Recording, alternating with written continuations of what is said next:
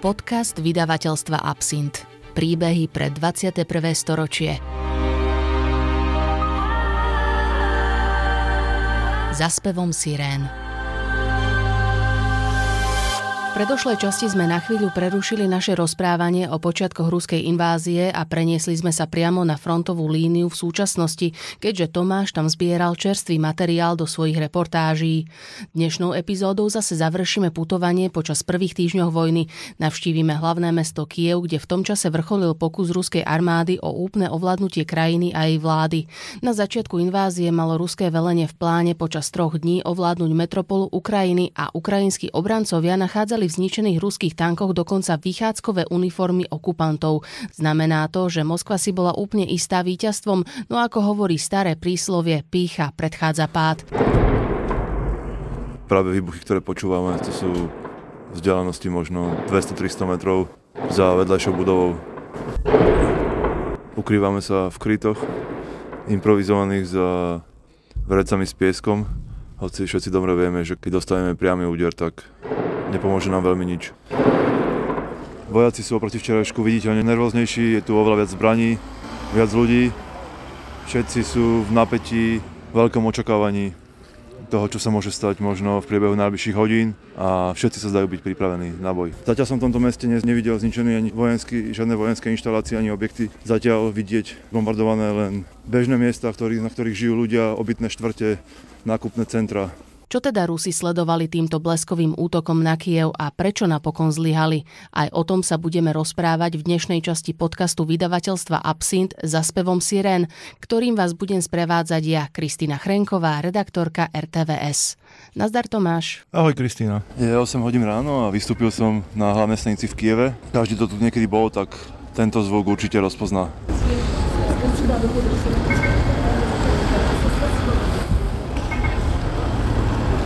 Je tu oveľa viac policajtov ako kedysi, veľa vojakov, ale inak na prvý pohľad mesto vyzerá v poriadku. Samozrejme teraz sme v centre, nie na jeho predmestiach, kde sa dejú boje, ale ako hovorím, prvý dojem pri vystúpení z hlavnej stanice je, že takmer všetko je v poriadku. Она должна была ко мне ехать. Ну, то бишь, я с Тамарой договорилась, что она приедет в Киев и пропала она, короче. Я думаю, что ее нет. S kým si sa to rozprával v poslednej nahrávke? Koho sme mohli počuť? To bola moja chýžna v byte v centre Kyjeva, ktorý sa mi dosť ťažko podarilo zohnať. V tom čase už v Ukrajine nefungovali hotely, reštaurácie a ako sme videli jednej z prvých epizód v Mykolajeve, bolo ťažké nájsť dokonca aj jedlo v bežných obchodoch. To bola staršia pani, ktorá mi rozprávala o svojej priateľke z Buče. To je mesto, ktoré už dnes pozná asi celý svet. Ona mi rozprávala, že táto jej priateľka so svojím manželom sa jedného dňa vydali hľadať jedlo do mesta a už nikdy sa nevrátila. Hľadajú cez rôznych známych, cez rôzne diskusné skupiny na internetových aplikáciách a tak bolo evidentné z toho, ako emocionálne to celé pôsobilo, že sa v podstate zmieruje s tým, že táto jej priateľka je už mŕtva. Tranšeje, как братская могила, 67 человек, они там писали. No tie príbehy sú naozaj šialené a myslím si, že to, čo sa tam dialo v marci a čo sme aj zistili neskôr, že sa tam dialo, úplne zmenilo obraz tejto vojny a to, ako ju chápal a videl a vnímal celý svet. A nielen teda bežní ľudia, ale aj politici, ktorí začali už teda tou dobou chápať, že s tým príšerným vraždením ruskej armády je potrebné niečo urobiť a postupne začali Ukrajine aj konečne posielať potrebné zbrane. Skúsme sa teraz preniesť trochu na začiatok a povedzme si o tom, prečo a ako vôbec Rusi na Kyjev zaútočili. Dnes už vieme, že teda na dobitie hlavného mesta nemali dostatok zbraní ani techniky. Ako si môžeme vlastne tento ich pokus o dobitie hlavného mesta a Ukrajiny rozumne vysvetliť? No práve to, ako posudzujeme začiatok invázie dnes, vyplýva z toho, čo vieme dnes. Takouto optikou to vyzerá naozaj neracionálne. Rusi evidentne podcenili nielen svoje sily, ale aj schopnosť Ukrajiny sa braniť, ale o chvíľku si ukážeme aj to, že tento ich bleskový útok nebol úplne neracionálny. Ale vráťme sa najprv k tomu, že čo vlastne spôsobilo tento neúspech. Prvým dôvodom boli nesprávne informácie. To dnes vieme z výpovedí napríklad agentov ruskej tajnej služby FSB, ktorí utekli na západ a z rôznych priesakov informácií z týchto tajných ruských služieb, že jednak ruské vojenské velenie, ale aj vládcovia Kremla nemali dobré informácie o tom, aké sú naozaj reálne schopnosti ukrajinskej armády. Bolo to spôsobené jednak tým, že celá špionážna sieť, akú mali v Ukrajine, bola doslova prežatá korupciou. Vlastne desiatky až nie stovky miliónov dolárov, ktoré na túto operáciu vynaložili, v podstate si strčili do vrecka rôzni vlastní velitelia. Takže nedostatočným spôsobom informovali vlastne ruské velenie o tom, čo naozaj Ukrajina dokáže a ďalším problémom bolo vlastne akoby to je čosi, čo poznáme z iných diktatúr. Ono vlastne tá dezinformácie a propaganda začnú požierať sami seba a ukázalo sa, že velitelia najmä v tajnej službe FSB vlastne začali vyžadovať od svojich pracovníkov, analytikov nie také informácie, aké naozaj mohli nazbierať, ale také, čo chceli počuť, lebo vedeli, že sa tým zapáčia Putinovi a jeho ľuďom. Takže jednoducho bežní pracovníci, analytici začali písať nie také hlásenia, aké naozaj zo zistení, aké vedeli, že sa nachádzajú na Ukrajine, ale aké vedeli, že od nich očakávajú šéfovia, aby neprišli o prácu. A toto bol východisková pozícia invázie, keď Rusko si naozaj s dosť pomerne malými sílami na takúto obrovskú operáciu vyrazilo na ukrajinské hranice, vyrazilo na Kyjev a v podstate už po niekoľkých dňoch sa ukázalo, že tie síly, ktoré tam prišli, ktoré obliehajú hlavné mesto, nie sú dostatočné. A samozrejme ten akoby dôvod, ktorý sa za tým celý čas prevíja, to je to, že ukrajinská armáda bola od roku 2014 oveľa silnejšia, naozaj prešla dosť efektívnou reformou a bolo to niečo úplne iné, bolo to už úplne iné jednotky, než si Rusi pamätali z roku 2014, keď tam začali boje, keď zmasakrovali Ukrajincov pri Ilovajsku, pri Debalceve a keď vlastne bolo pri každom strete ruskej a ukrajinskej armády bolo jasné, že Ukrajinci v tom čase nemali šancu. To sa radikálne zmenilo a túto zmenu jednoducho Rusi absolútne zaspali. Mne to príde akože šialené a nepochopiteľné v tom zmysle, že ako si môže dovoliť nejaký vysoký veliteľ tajnej služby podávať vlastne absolútne skreslené informácie, vediac, že sa to posúva ďalej aj Vladimirovi Putinovi a ten naozaj zase naopak nemá informácie akože možno aj z nejakého ďalšieho zdroja, čiže vlastne všetci, keď tam od vojakov cez veliteľov až vlastne Vladimíra Putina každý bol prekvapený, ako to na Ukrajine vyzerá, že ich tam nikto nevíta? Áno. Toto je, ja viem, že to znie absurdne, ale takto to naozaj vyzeralo. Toto vlastne potvrdzujú naozaj samotní ľudia priamo znútra tých štruktúr, že aj v čase, aj v prípadoch, keď vedeli, že tá situácia nie je taká, ako je opisovaná v rôznych hláseniach, tak keď na to poukazovali, alebo keď sa snažili tie hlásenia robiť poctivo, tak ešte išli vlastne ich zavolali na koberček a ich obvinili, že vlastne podkopávajú silu ruskej armády, že spochybňujú jej schopnosti a falošne umocňujú schopnosti ukrajinskej armády. Takže to sa všetko vlastne potom vyjavilo, lebo no vieš, v hláseniach možno znásilňovať realitu, koľko chceme, ale v momente, ako na tú realitu príde, s ňou sa nedá vyhrať. A toto sa presne stalo v tých prvých týždňoch vojny. Ale aby sme nehovorili len o zlyhaniach, jedna vec, ktorú treba takisto povedať úprimne, to, že samotný ten plán bleskového dobytia Kyjeva, on nebol úplne šialený a Rusi si boli vedomí, že na takú obrovskú aglomeráciu, ako je Kyjev, nemajú dostatok pozemných vojsk. Ten plán bol trochu iný. Bol v podstate do veľkej miery podobný tomu, čo sme zažili v roku 1968 pri okupácii Československa. Že dorazí na miesto ako prvá skupina niekoľko stoviek výsadkárov, špeciálnych jednotiek, ktorí bleskovo obsadia kľúčové inštitúcie, zajmú alebo zabijú vlastne hlavných predstaviteľov tej vlády a v zápätí až na to príde vlastne hlavná sila okupačných vojsk, pozemných vojsk, ktoré už potom vlastne zaberajú do nejakej miery ochromenú, paralizovanú krajinu. Takže o to sa presne pokusili Rusi a vlastne kľúčom k tomuto plánu bol mestečko Hostomel a jeho letisko Antonov, ktoré malo byť presne týmto miestom, kde dorazí výsadok ruských špeciálnych síl, odkiaľ bleskovo preniknú do Kyjeva, zabijú Zelenského, zabijú zajmu ďalších členov vlády a generálneho štábu a keď dorazia ráno tanky, tak už nájdu nefunkčnú krajinu. Tento model vlastne poznáme od naozaj nepamäti od začiatku ľudstva. On vždy hovorí, že je jedno, aká silná je armáda, pokiaľ zotnete hlavu jej kráľovi, tak ostatní nebudú mať vôľu bojovať alebo nebudú schopní tak efektívne bojovať a vlastne celý ten odpor sa rozpadne. No práve o tomto Hostomeli sa dnes hovoria už legendy, ale oni sú do veľkej miery aj pravdivé. Takže povedzme si, že naozaj mali udalosti v tomto malom meste nedaleko Kyjeva taký obrovský dosah na celú inváziu, že obratili celý ruský plán na ruby? Áno, oni v podstate prepísali históriu. Tie udalosti v Hostomeli prakticky prepísali históriu tejto vojny. Ten plán obsadiť Hostomel niekoľkými desiatkami výsadkárov znel, že v zápätí tam doletia veľké nákladné lietadlá ruské, ktorých už príde hlavná sila výsadkárov. Sa bavíme o 300 vojakov v ťažkej technike a rôznych bojových vozoch, ktorí mali vlastne práve táto jednotka mala preniknúť rýchlo do Kieva, ale už tie prvé helikoptery, to bolo myslím, že 40 helikopter bojových aj transportných, keď dorazili nad Hostomel, už v tom čase strátili myslím, že 2 alebo 3 stroje, keďže ich zničili Ukrajinci a pri letisku sa obrancovia okamžite dali do práce a zničili ďalších niekoľko helikopter. Tí výsadkári, ktorým sa podarilo dostať na zem, tých okamžite zabíjali. A čo bolo najdôležitejšie, obrancovia si veľmi rýchlo uvedomili, že čo sa tu vlastne deje, že nemajú čas a vlastne zbombardovali pristávaciu plochu toho letiska. Vďaka tomu sa stalo, že hoci o deň neskôr sa museli Ukrajinci stiahnuť, pretože dorazili už pozemné sily a mesto Hostomel obsadili, ale keďže sa im podarilo predtým zničiť pristávaciu dráhu, tak ten plán vlastne bleskového obsadenia Kieva pomocou tých výsadkárov už nevyšiel.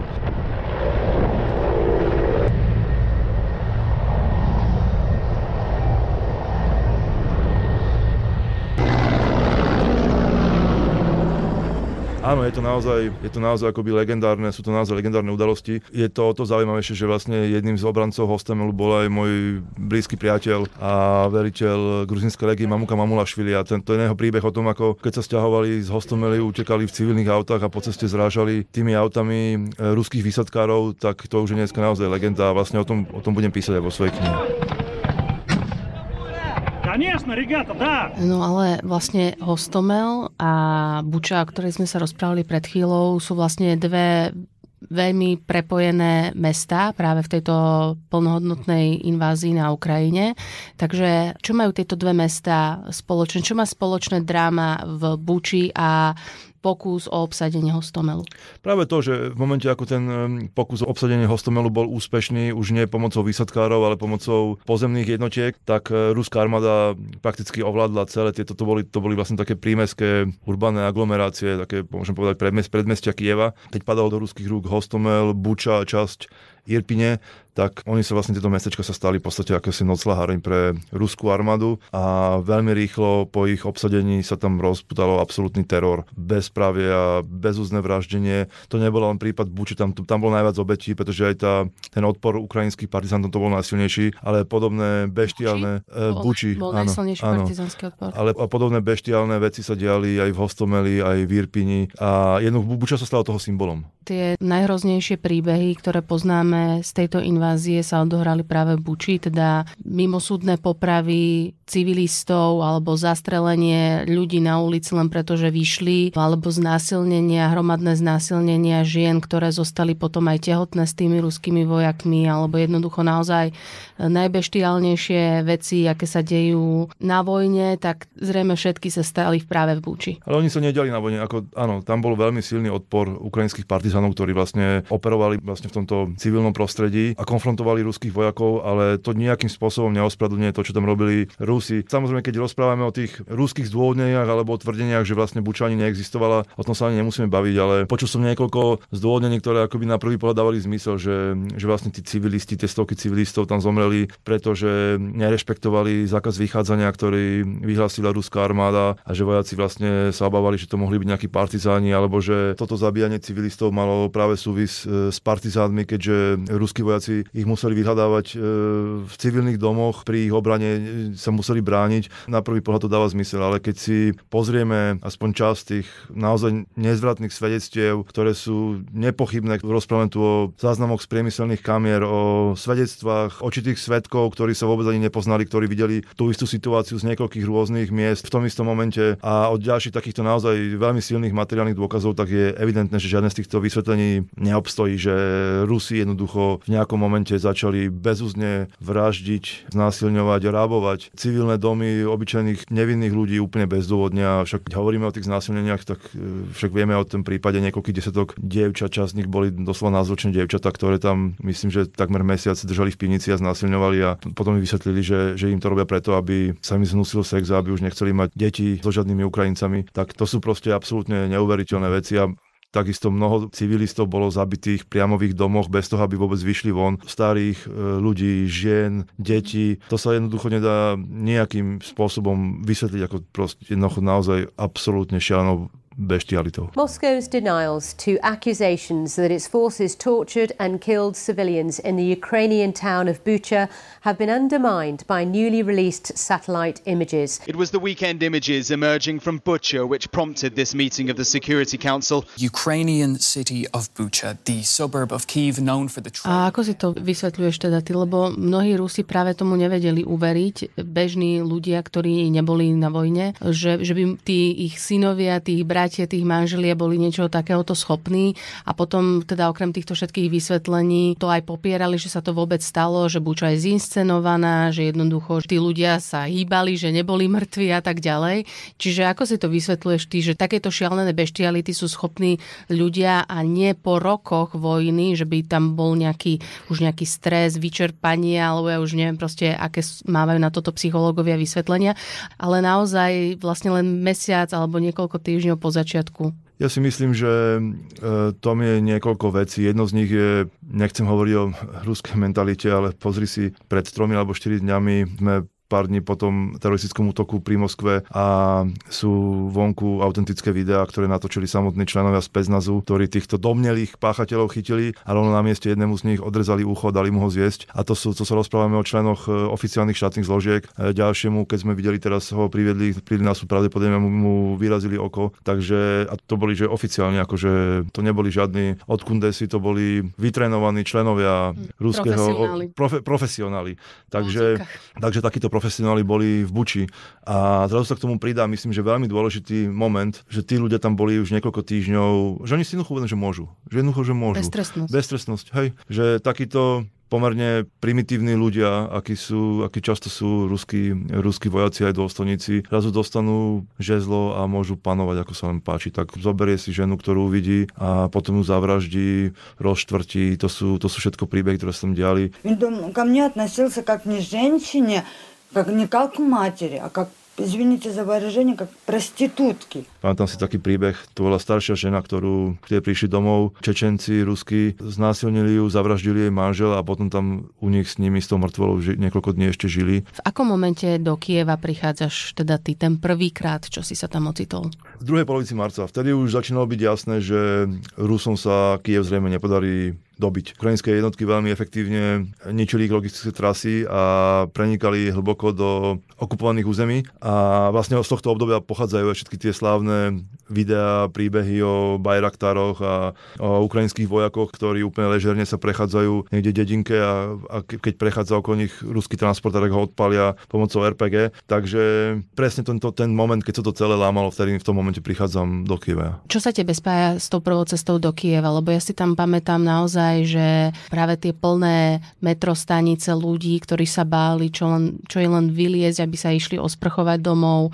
Ako to tam v tej dobe proste vyzeralo? Čo je pre teba synonymum tohto obdobia? To bolo strašne zvláštne, lebo však ja som Kiev veľmi dobre poznal, som tam bol veľmi veľakrát predtým. A zrazu prichádzaš do toho mesta a cítiš sa ako v horore. Poznáš tie budovy, poznáš to okolie, ale všetko to vyzerá, to je prázdne ulice a celý čas bez prestania počuješ bližšie alebo väčšej ďalké výbuchy, víte sirén do toho, nikde nie je jediného človeka. Ak sú, to sú väčšinou ozbrojené stráže na každej križovatke, na každom rohu ulic a to boli aj dosť nebezpečné situácie, pretože tí ľudia dostali zbrane od ukrajinskej armády na obranu svojich domovov, ale drvivá väčšina z nich boli úplne nevycvičení, takže tam stačilo nejaké nepozorné gesto, príliš náhly beh a mohli ste pomýliť s diverzantmi a mohli na teba vystreliť, mohli ťa zabiť. Takýchto prípadov tam nebolo málo, takže bolo si treba dávať naozaj obrovský pozor. Čo si robil v Kieve v tom čase ty? Ja som si tam pôvodne prenajal byt a chcel som pracovať v meste, ale práve keď sa začali šíriť správy o ďalšom ruskom útoku, tak som prakticky celý pobyt strávil na vojenskej základni práve spomínaných mojich priateľov z gruzínskej legie, pretože tá situácia bola dosť neprehľadná a nebezpečná a do toho bytu som sa už viac nevrátil. Takže ja som vlastne bol aj prinútený tam zostať ešte z jedného dôvodu, že armáda práve vtedy vyhlásila niekoľkodňový zákaz vychádzania. Pohyb po uliciach odtedy bol dosť náročný. Opäť sme v severnej časti Kieva, prebieha letecký útok, letecký poplach, počuť sirény a výbuchy nie tak ďaleko od nás, možno kilometr.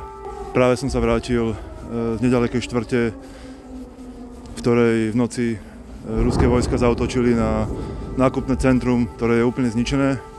Doteraz tam zasahujú hasiči a záchranná služba.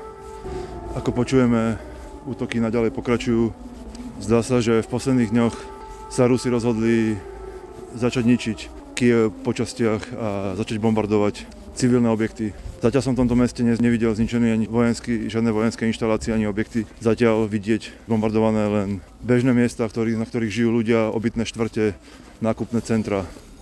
Nachádzam sa práve na vojenskej základni na predmestí Kyjeva. Sme veľmi blízko Irpinu. Bombardovanie je čoraz hustejšie, čoraz bližšie.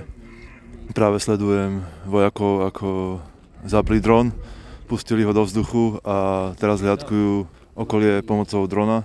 Pozeráme sa na hlavnú cestu. Práve týmto smerom sa má zajtra alebo pozajtra odohrať veľký ruský útok smerom z Irpina. Vojaci sledujú osoby každého podozrivého človeka, priblížia a snažia sa zistiť, o čo ide. Dron je extrémne dôkladný. Práve sme s ním prešli úplne na úroveň chodníka a vidieť všetko do posledného detailu. Okolo nás zatiaľ pokračuje bombardovanie. Vojaci sú oproti včerajšku viditeľne nervóznejší, je tu oveľa viac zbraní, viac ľudí. Všetci sú v napätí, veľkom očakávaní toho, čo sa môže stať možno v priebehu najbližších hodín, možno v priebehu 1-2 dní a všetci sa zdajú byť pripravení na boj.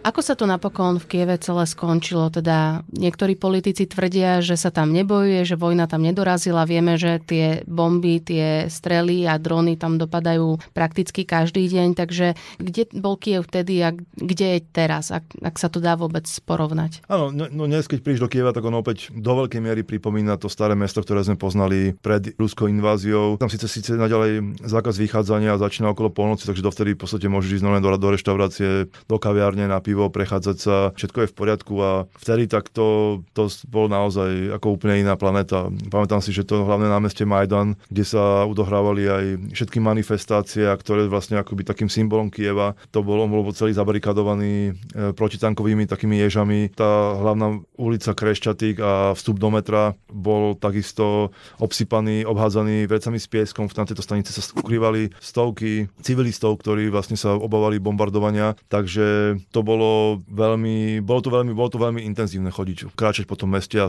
pozorovať to celé okolo. O 6 ráno nás na vojenskej základni zobudilo veľmi silné bombardovanie delostrelecké. Bomby vybuchovali len pár 100 metrov od nás. Podľa vojakov bola zasiahnutá hlavná cesta smerom z Irpinu.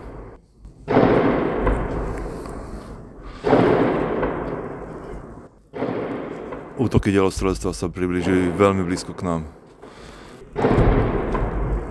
Práve výbuchy, ktoré počúvame, to sú vzdialenosti možno 200-300 metrov za vedľajšou budovou.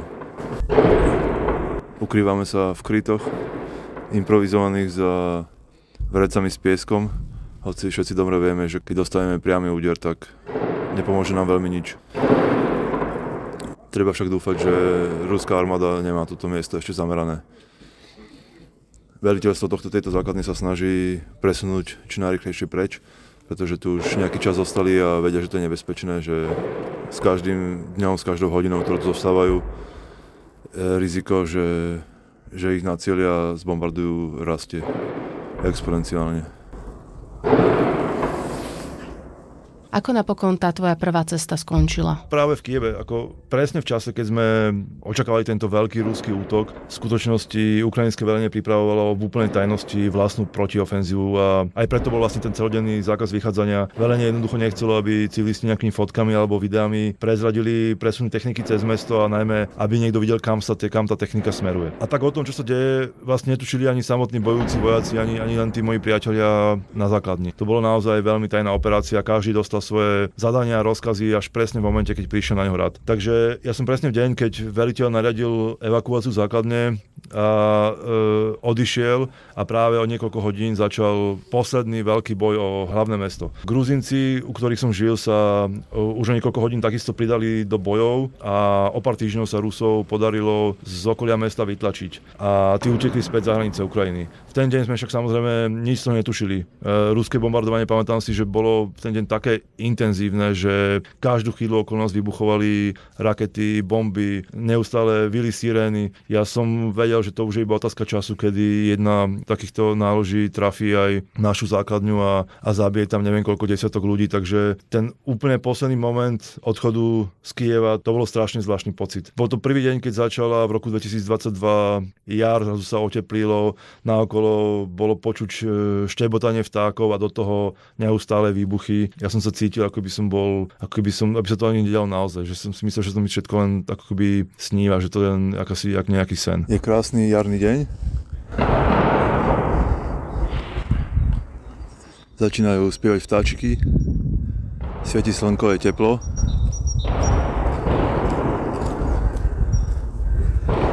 No, bombardovanie je čoraz bližšie, aj streľba. Je to všade okolo nás.